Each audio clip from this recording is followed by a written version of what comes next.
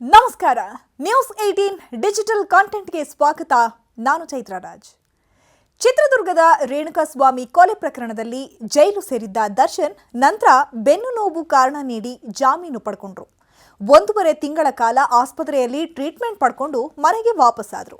ಇನ್ನು ಬೆನ್ನು ನೋವು ಚೇತರಿಕೆ ಆಗ್ತಿದ್ದಂತೆ ಸಿನಿಮಾ ಕೆಲಸದಲ್ಲಿ ಬ್ಯುಸಿಯಾಗಿದ್ದಾರಂತೆ. ಸದ್ದಿಲ್ಲದೆ ಡೆವಿಲ್ ಸಿನಿಮಾ ಶೂಟಿಂಗಿಗೆ ತಯಾರಿ ನಡೆಸಿದ್ದಾರೆ ಅನ್ನುವಂಥದ್ದು ಬಲ್ಲ ಮೂಲಗಳಿಂದ ಮಾಹಿತಿ ಸಿಕ್ಕಿದೆ. ಆಸ್ಪತ್ರೆಯಿಂದ ದರ್ಶನ್ ಡಿಸ್ಚಾರ್ಜ್ ಆಗ್ತಾ ಇದ್ದಂತೆ ಮೈಸೂರಿಗೆ ತೆರಳಿದ್ರು. ಅಲ್ಲಿ ತಮ್ಮ ಫಾರ್ಮ್ ಹೌಸ್ನಲ್ಲಿ ಹೆಂಡತಿ ಮಕ್ಕಳ ಜೊತೆಗೆ ವಿಶ್ರಾಂತಿಯನ್ನ ಪಡ್ಕೊಂಡ್ರು. ನಂತರ ಆರೋಗ್ಯದಲ್ಲಿ ಕೊಂಚ ಚೇತರಿಕೆ ಕಾಣ್ತಾ ಇದ್ದಂತೆ ಇದೀಗ ಮತ್ತೆ ಸಿನಿಮಾ ಕೆಲಸದತ್ತ ಗಮನ ಹರಿಸ್ತಿದ್ದಾರಂತೆ. ಮಾರ್ಚ್ನಲ್ಲಿ ಡೆವಿಲ್ ಚಿತ್ರದ ಶೂಟಿಂಗ್ನಲ್ಲಿ ಭಾಗಿಯಾಗೋದಾಗಿ ಸಹ ಹೇಳಿದಾರಂತೆ. ಇನ್ನು ಮಾರ್ಚ್ ತಿಂಗಳಲ್ಲಿ ಡೆವಿಲ್ ಚಿತ್ರಕ್ಕೆ ದರ್ಶನ್ ಕಾಲ್ ಶೀಟ್ ಕೊಟ್ಟಿದ್ದು ಡೇಟ್ ಕನ್ಫರ್ಮ್ ಆಗ್ತಾ ಇದ್ದಂತೆ ನಿರ್ದೇಶಕ ಮಿಲನಾ ಪ್ರಕಾಶ್ ಅವರು ಶೂಟಿಂಗಿಗೆ ತಯಾರಿಯನ್ನ ನಡೆಸಿದ್ದಾರೆ ಅಂತೆ. ದರ್ಶನ್ ಡೇಟ್ ಕನ್ಫರ್ಮ್ ಆಗ್ತಾ ಇದ್ದಂತೆ ಶೂಟಿಂಗ್ ಸಿದ್ಧತೆ ಮಾಡ್ತಾ ಇರುವಂತಹ ನಿರ್ದೇಶಕ ಮಿಲನಾ ಪ್ರಕಾಶ್ ಅವರು ನಟನಿಗಾಗಿ ಹೊಸ ವಿಗ್ ಕೂಡ ಆರ್ಡರ್ ಮಾಡಿದ್ರಂತೆ. ಮುಂಬೈನಲ್ಲಿ ನಟ ದರ್ಶನ್ಗಾಗಿ ವಿಗ್ ಕೂಡ ರೆಡಿ ಆಗ್ತಾ ಇದೆ. ದರ್ಶನ್ ಜೈಲಿಗೆ ಹೋಗಿದ್ದ ವೇಳೆ ವಿಗ್ ನಿರ್ವಹಣೆ ಮಾಡಲು ಸಾಧ್ಯವಾಗದೆ ತೆಗೆದಿದ್ರಂತೆ. ದರ್ಶನ್ ಈ ಹಿಂದೆ ಹಾಕಿದ್ದ ವಿಗ್ ಅನ್ನ ಇಂಗ್ಲೆಂಡ್ನಿಂದ ತರಿಸಲಾಗಿತ್ತಂತೆ.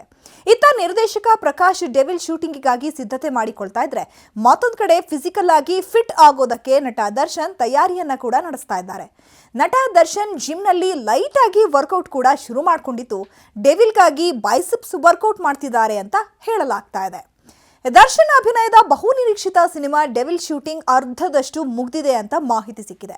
ಮೈಸೂರಿನಲ್ಲಿ ಡೆವಿಲ್ ಶೂಟಿಂಗಿಗೆ ಹೋಗಿದ್ದ ವೇಳೆಗೆ ಪೊಲೀಸರು ನಟನನ್ನ ಅರೆಸ್ಟ್ ಮಾಡಿದ್ದು.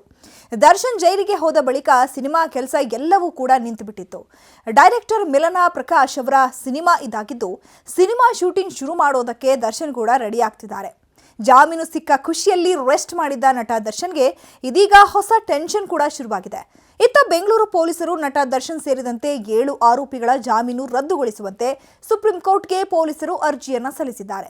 ಮತ್ತೊಂದು ಕಡೆ ದರ್ಶನ್ ಜಾಮೀನಿಗೆ SLP ಕಂಟಕವಾಗುವಂತಹ ಸಾಧ್ಯತೆ ಇದೆ ಅಂತ ಹೇಳಲಾಗ್ತಾ ಇದೆ.